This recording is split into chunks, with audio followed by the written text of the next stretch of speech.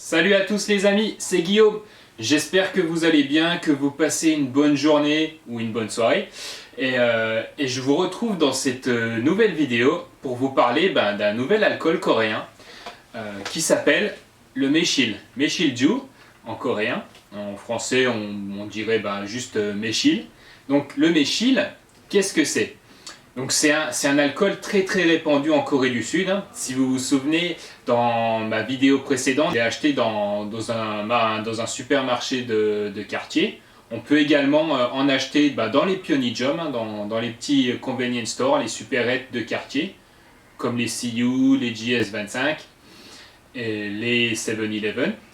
C'est surtout cette marque, hein, c'est la plus connue en Corée du Sud. Là, ça s'appelle Nunsokepin Mewa Soljongme. Voilà. Donc c'est sur la bouteille écrit Guksan Wangmeshiri Duroinun Jontong Mesilju. Donc ça dit clairement que à l'intérieur, ça a été fabriqué.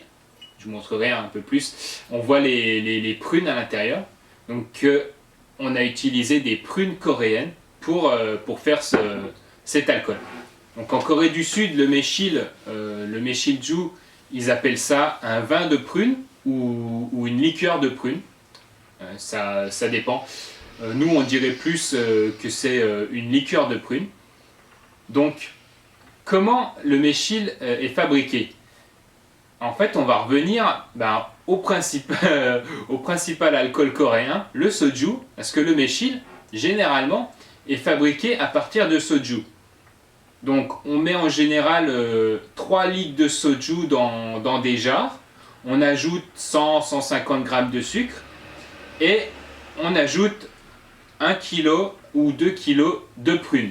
Donc suivant les marques de Maeshil et suivant les goûts qu'on veut apporter au Maeshil, soit on ajoute des prunes jaunes qui sont mûres, soit on ajoute des prunes vertes qui ne sont pas mûres, pour avoir un côté un peu plus acide. Et sinon, on peut faire un mix des deux. Donc on peut ajouter des prunes jaunes et des prunes vertes. Et on obtiendra différents goûts pour les Maeshil. Ensuite, on laisse infuser tout ça pendant 100 jours environ. Après, il y a des marques qui font infuser beaucoup plus longtemps.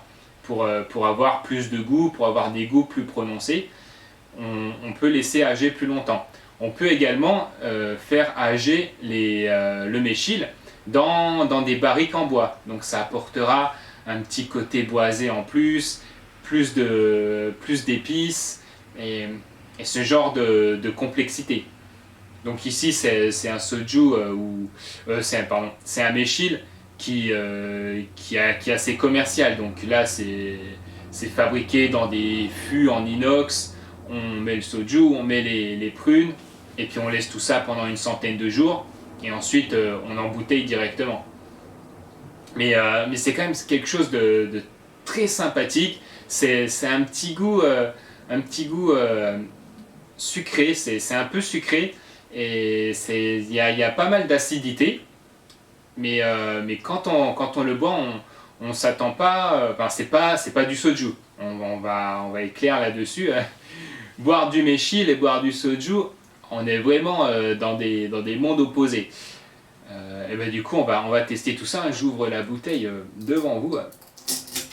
Voilà, on va enlever le plastique de protection. Donc la bouteille, elle est assez jolie, hein. Donc bouteille verte, hein, qui fait penser un peu aux bouteilles de soju. Le capuchon doré, donc qui fait assez élégant. J'ai du mal à l'ouvrir. Oh bien, je vais aller là. Oh putain, il est compliqué. Attendez.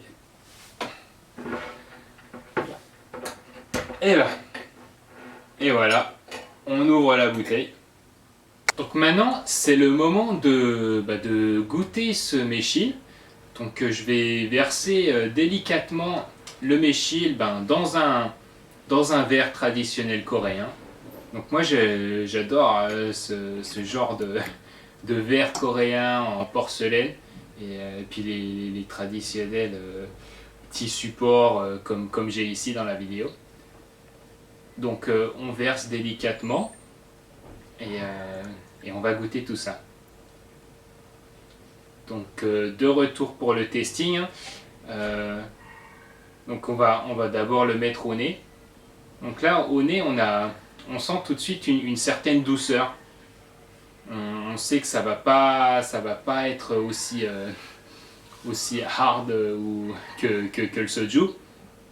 On a un bon goût de prune, donc on sait ce qu'on boit et on va goûter. Donc comme on a vu précédemment, la couleur est plutôt jaune clair, un peu pâle.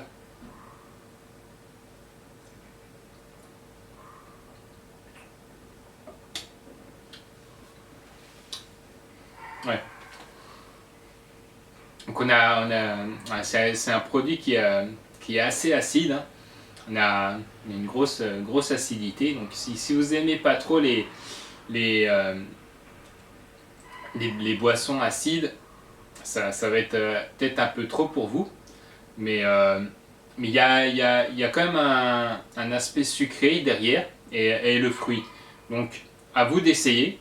Mais moi j'adore, hein. Moi tout ce qui est un peu acidulé, c'est ce que je préfère.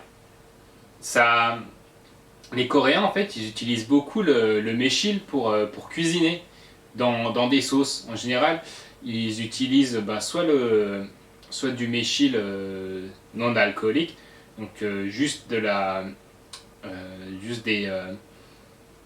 des prunes qui ont été infusées dans de l'eau, ils rajoutent un peu de sucre et là ils obtiennent un liquide qu'ils utilisent. Donc après ils peuvent mettre plus de sirop, donc pour faire un sirop de mechil, ou sinon l'utiliser comme ingrédient pour faire des sauces.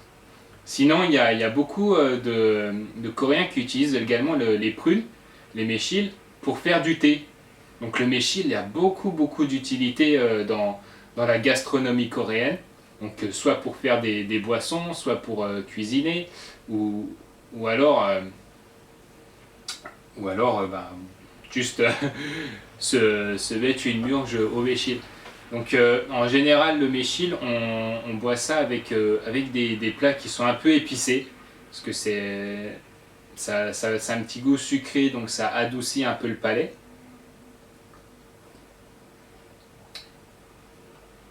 C'est très bon.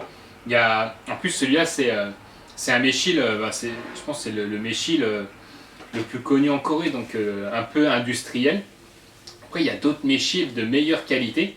Donc dans ma vidéo précédente il y avait une bouteille juste à côté de celle-là que je voulais prendre, que j'avais jamais goûté avant, et je vous le ferai découvrir dans une prochaine vidéo. Donc voilà, aujourd'hui on a découvert le mechil ensemble. Donc si vous avez des questions, si vous voulez plus de précision sur le mechil, hein, comme d'habitude, n'hésitez pas, laissez un commentaire, envoyez-moi un email, je serai ravi de pouvoir vous répondre. Et puis on se retrouve la semaine prochaine dans une nouvelle vidéo. Je pense que je vais parler du soju, mais le chamisul, parce que dans la vidéo précédente j'ai découvert un nouveau packaging.